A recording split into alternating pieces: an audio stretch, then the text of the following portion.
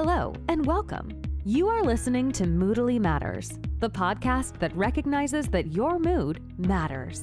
Every episode, we talk to a range of amazing guests with experience in some of the top organizations in the world, discussing work life at the crossroads of mood, well-being, and performance. Together, we aim to create better workplaces, one mood at a time.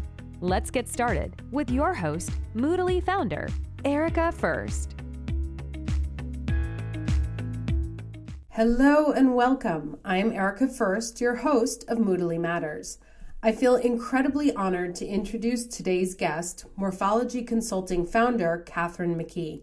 Katharine is a powerhouse in digital consulting and is also neurodivergent.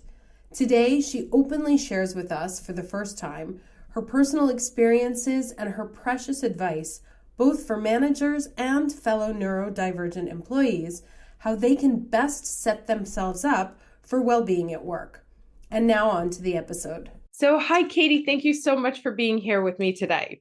Thanks, Erica. I'm so excited to be here. Great. Why don't we get started by you introducing yourself to the audience? Sure. I'm Kate McKee. I head up Morphology Consulting, which is a digital commerce consultancy. But my background has always been in corporate e-commerce. I worked in a lot of large firms. I was head of e-commerce at One Jeanswear Group. I was the head of the digital group at Coty. I was in e-commerce for Stila Cosmetics and for Luxottica. So I know we're talking a little bit about executive backgrounds. So I had a pretty good run in CPG and beauty and luxury over the past, say, 15, 16 years. Okay. And tell us a little bit about what your company does now. Sure. So it's, like I said, a digital commerce consultancy. So our clients are brands or sometimes agencies, sometimes retailers who want to make more profits online. And the way in which we approach it is, are you algorithmically set up correctly? So if you sell on Amazon, do you follow the rules of Amazon? So the terms of service, but also Amazon algorithm has 11 inputs in it. How many of them do you meet? The more that you meet, the more profitable you'll be, et cetera. We do sort of similar thing within Google, within Shopify, WooCommerce, Magento. So we do a lot of sort of systems fixes rather than spending money on media is really kind of our pitch. We do also do media buys if you would like that, but we focus very much on your organic rank and your domain authority score. And the higher we get that, the more profitable your business will be, the more qualified your traffic will be. But also things like when you buy an ad, it uses your organic rank to set your bid floor. So most people are paying through the nose and they don't need to. So that's really kind of where we focus for companies. Okay. That's actually, it's so far from what I do every day that I'm fascinated by it. I would love to know if I'm algorithmically appropriate. Do you have a personal and professional mission? My professional mission, and this actually dovetails with what we're going to talk about, is I'm autistic, and systems being clean and knowing the right answer is very important to me, important for my brain, important sort of my broader mental health. So if there are other neurodivergent people, you probably get where I'm going with this. The internet is a mathematical place that doesn't stop you from making bad decisions. And so from a professional standpoint, I want people to do well. We spend a lot of time on helping brands and companies. Yes, they're going to make more money, but it's also correct. We take a lot of blocks out of their way. We try to build clean systems, and we really focus a lot on democratizing it. There are a lot of people who sell incredible goods and services, smaller businesses who can't do the game. They're not getting $10 million in funding that they can burn on Facebook ads. You shouldn't be doing that regardless. But for those people, we spend a lot of time on building up their websites that have a free rank. You don't need to pay for friends for. So really a lot of our focus is, for me, making clean systems that work well. And I think for other people that does translate into dollars. And so we've had a lot of really good luck and a really positive experiences helping underserved markets sort of get their share of the pie. Now, so let's come to the core of what we're talking about. And thank you for agreeing to come on here and being so open about it. I think yours is a very super interesting topic. We're going to be talking about succeeding with autism in the workplace. And this may be sort of like a touchy area that people might not want to ask about. So thank you for coming on. Of course. Let's just get into it. as someone who has had tremendous success in business and continues to have success with autism, what are some of the things that you want the world to know? Yeah, that is a great question. I think, and as we talked about before this, I think there's really two sides to it, which is what can I, a neurodivergent person, do to manage my life, my career comfortably and successfully? And what should companies be focusing on how they can better treat their employees, including the neurodivergent ones? And it might be easier to start on that side, on the company side, because I think I was sort of going through like what I wanted to touch on today. And it was really interesting on the list of things where I'm like, you can actionably do this. All of the accommodations that you would make for a neurodivergent person, and I'm speaking from autism. I will also say that out there that I am autistic. I don't have ADHD. I'm only my own kind of autist. So it's a really broad spectrum. These might not 100% apply to everyone listening. So from my perspective, the things that are good for a neurodivergent person are also good for everybody else. Right. Like neurodivergence is an intensity factor. Like I'm very photosensitive. So are you, probably a little less, but like you have light colored eyes. It's going to hurt if you walk around in the Italian sunshine with no sunglasses. It's going to blind me, but it's the same thing. The same process is happening. Mine's just faster. So I think when we talk about it from the perspective of a company, there are things like fluorescent lighting. Everyone on earth hates fluorescent lighting. The reason that you hate it, and I don't know if neurotypicals can hear it, neurodivergent people hate fluorescent lighting because of that very loud sound. Yes. And it's awful, right? And so much so that they put it in funny movies. Like I think it was in Office Space, and I think it was in like Fight Club, that like buzzing sound. It's really loud when you're autistic.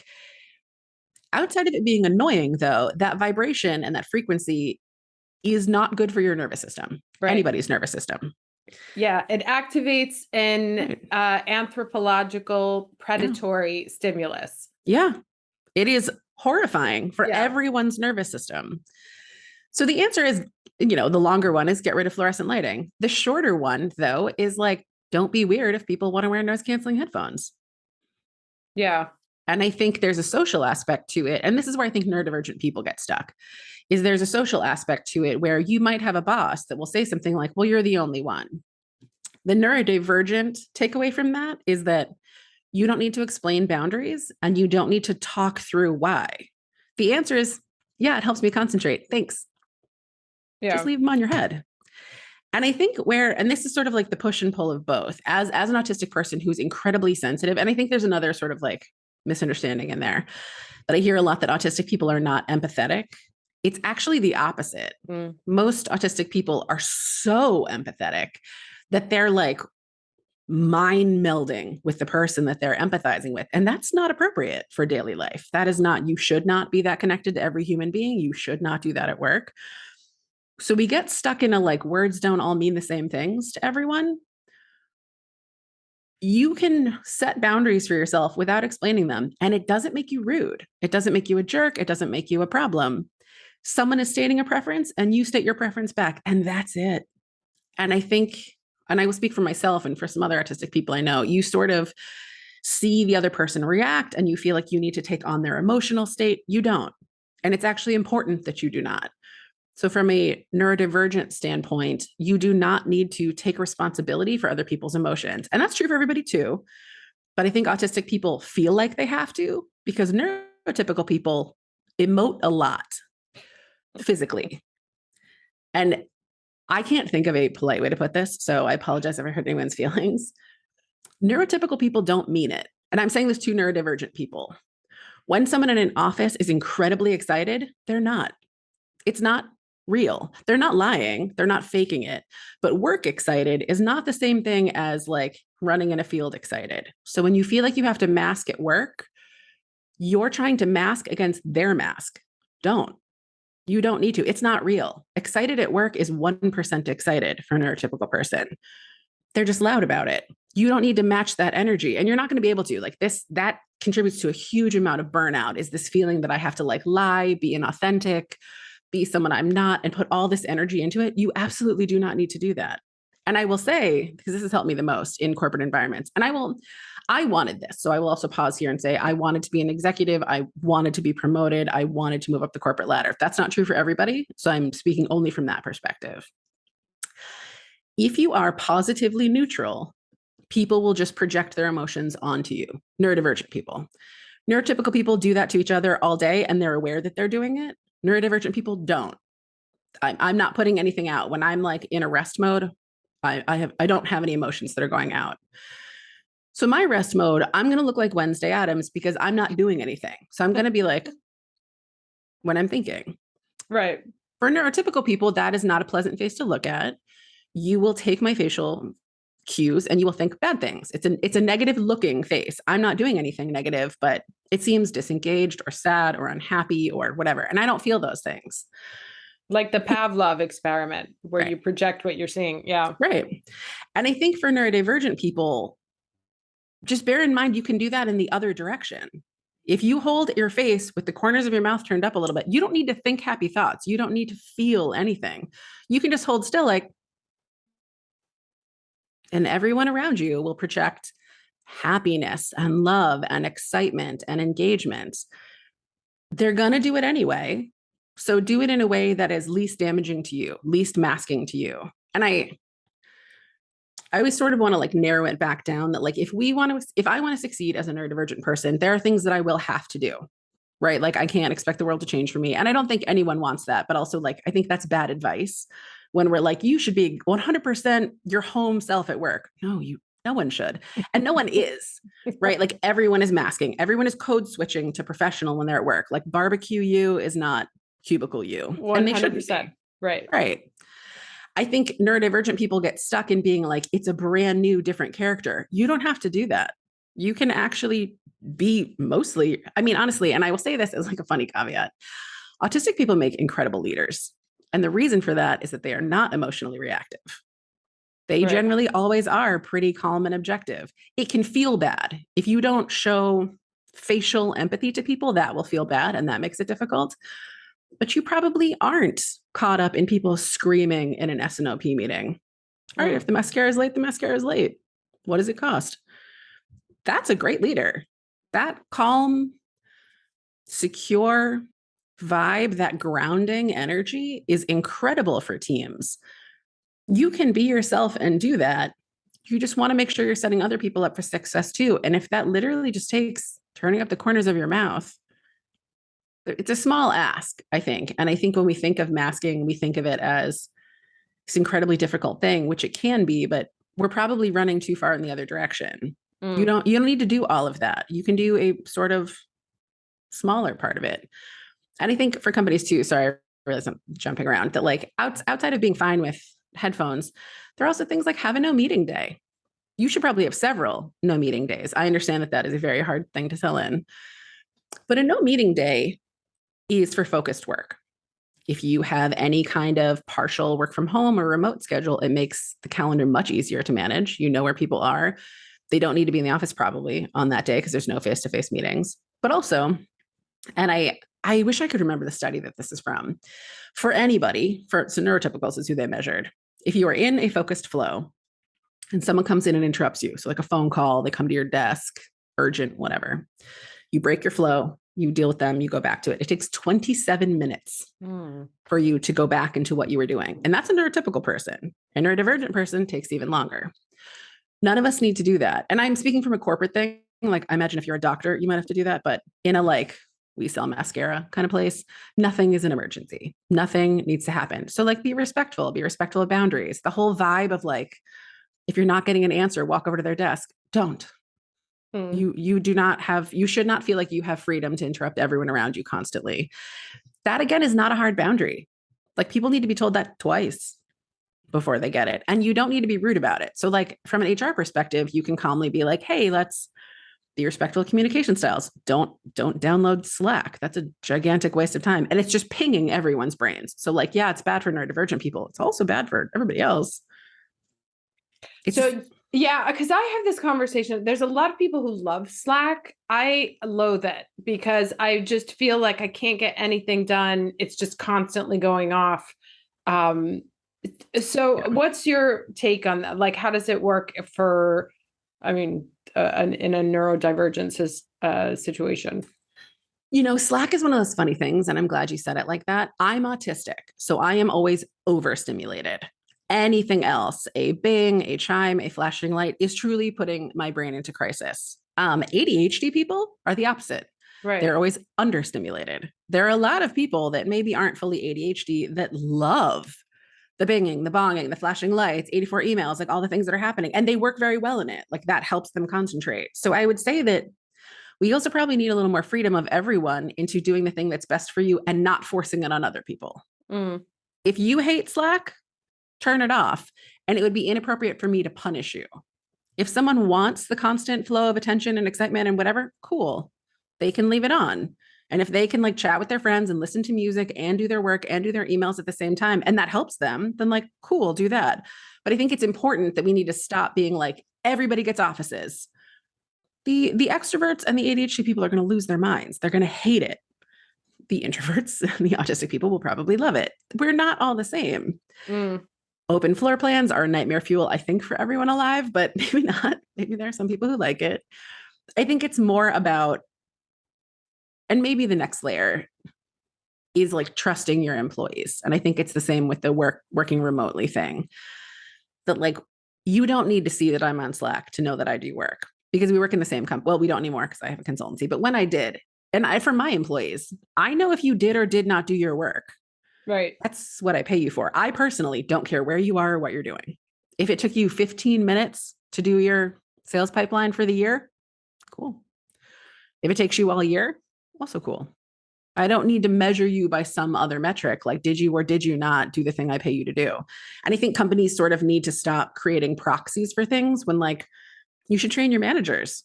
They should know their people, I had a huge conversation about this yesterday where it's like, this is the to me, one of the biggest travesties in corporate world is that you put people in charge of other people who have had absolutely zero training in how to do that. And then you're like, the team's not working. It's like, well, that's weird. Right. Right. And like, you're making an amazing point that none of us know that out of the womb. And if you bothered to train me in finance, you should probably also train me in people management, right? It's a different job. And it's just so determinant because you have to understand motivation styles. You have to understand communication styles, how people collaborate and what you can't just walk into. I think there's this misconception or sort of corporate laziness where it's like, well, anyone can manage. I come from a creative background, like creative work. And there's always like, well, anybody can be a creative. It's like, no. Right. No. No. Just like anyone I cannot be a great salesperson. I just don't have that. It's not my love, but it's like, if we're going to put them in that position, you have to set them up to succeed. Otherwise it's just damaging. It comes back to the organization. Right. Yeah. Okay. So getting back to your points then, because otherwise we could talk about this for days. Yes. I have opinions for days on this. Amazing. So I think environmental factors are a really big thing. And so something that's sort of like easy for a company to do is things that I think are on the list, but we sort of ignore is like regulate the temperature. Have soundproofing somewhere. Like if you already have an open office plan, you have to have phone rooms. And I sincerely hope you already have them and you should maybe add more. Have soundproofed phone rooms for people to take phone calls. Have areas that are quiet. Don't have everything be glass and chrome. So everything's like reverberating all over the place. But if you do, put carpets down.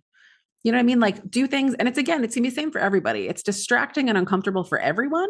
It is shutting down your neurodivergent people. So like muffle it a little bit and let there be areas where it's going to be really loud because there are people that are going to like that better. It doesn't, you know what I mean? Like we're not all the same. So like blocking out different spaces. If you're going to have lactation rooms for mothers, which you absolutely should have, you also probably should have like a quiet place for people to just work in silence. Right. That isn't, like a glass conference room that's like an echoey fishbowl. Like I think there's some sort of like strategic design choices that you can make and or amend inexpensively that help. Those really good ones.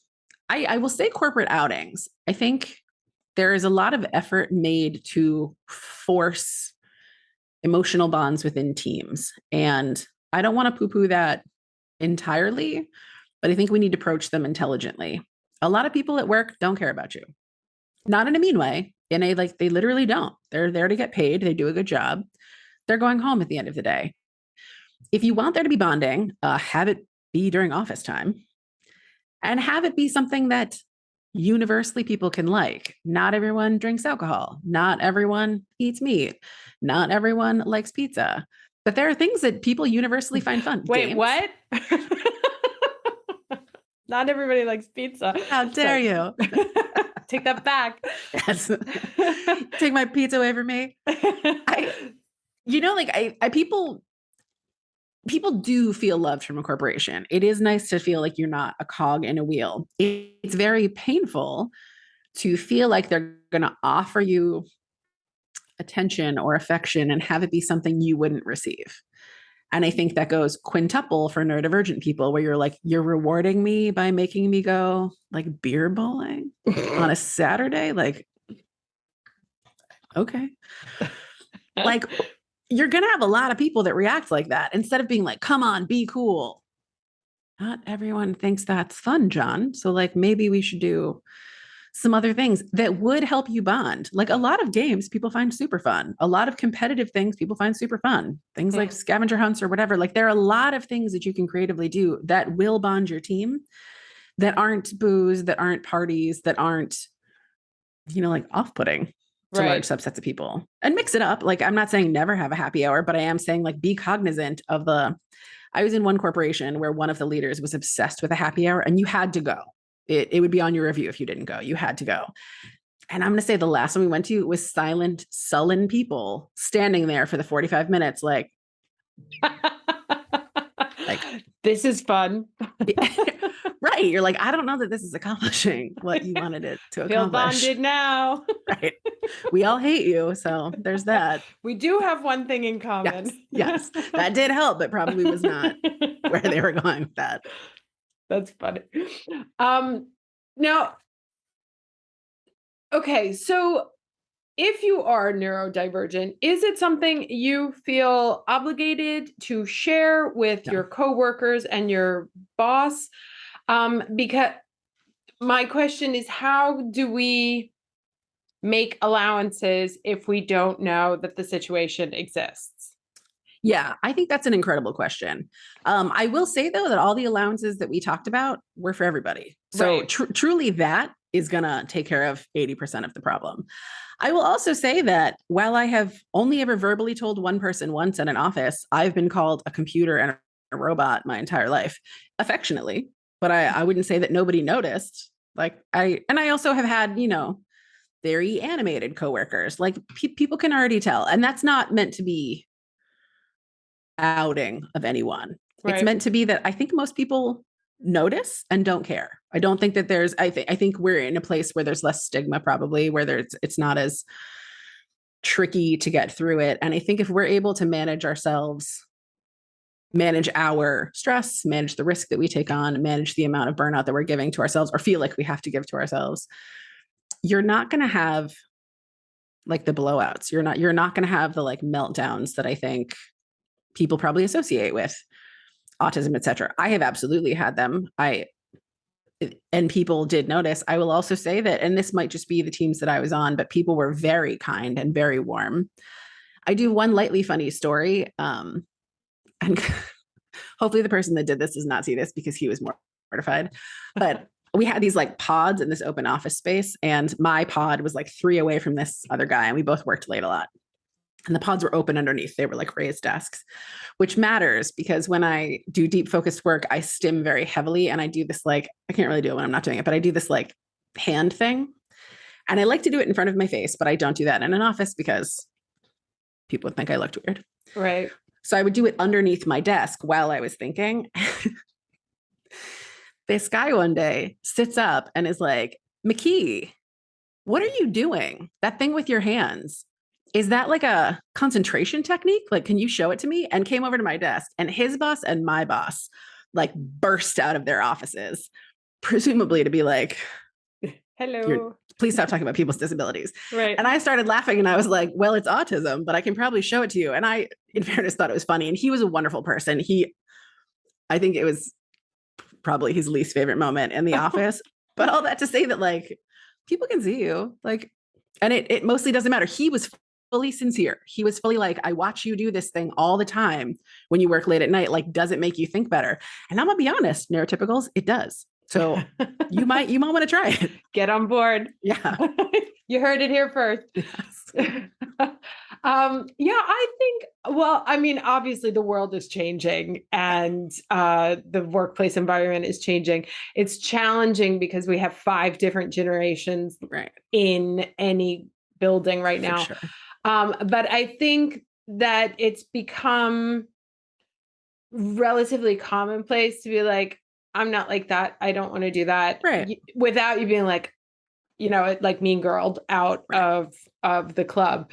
So, I mean, of course, I'm sure there's exceptions to everything I just said, but on the whole, I find that when you get people one-on-one, they tend to be kind. It's what happens when we're in a group that we get in trouble.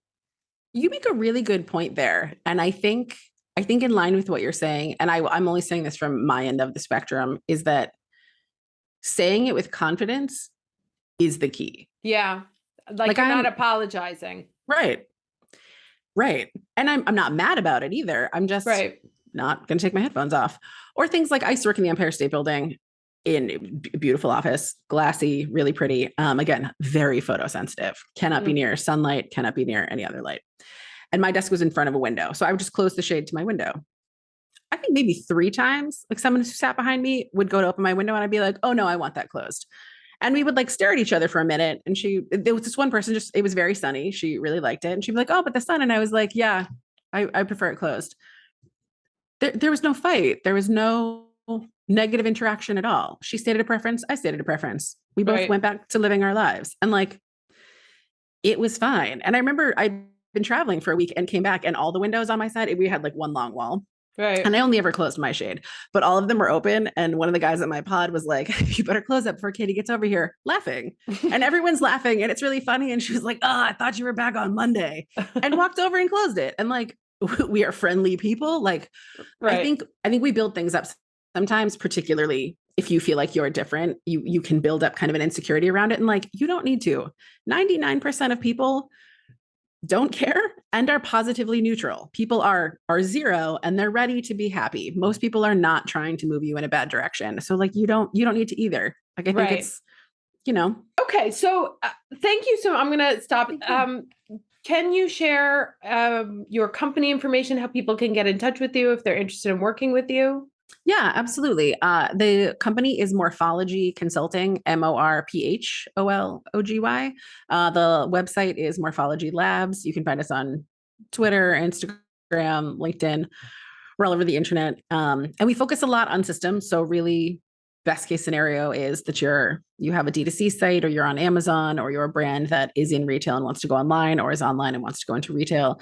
Those are really kind of the people. But also, if you just want to talk about systems, I can go all day. So feel free to hit me up. Okay. Thank you so much, Katie, for your time and for being so open and honest with us. This was really amazing and educational. Same. Thank you so much. I really enjoyed it. Thanks.